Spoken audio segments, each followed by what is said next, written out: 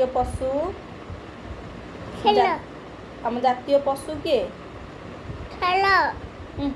ପଶୁ ଆମ ଜାତୀୟ ପଶୁ ବାଘ।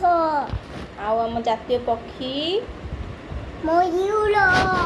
ଆଉ ଜାତୀୟ ଫଳ କି ଫଳ କ'ଣ? ଜାତୀୟ ଫଳ କ'ଣ? ଜାତୀୟ ଫଳ କ'ଣ?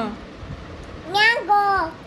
ଆଉ ଜାତୀୟ ଖେଳ ହକି। ହକି। ଆଉ ହକି। ଆମ ଦେଶର ନାମ ବୋବୋ। ଦେଶର ନାମ ବୋବୋ। ଦେଶର ନାମ ବୋବୋ। କହିବୁନି ତ?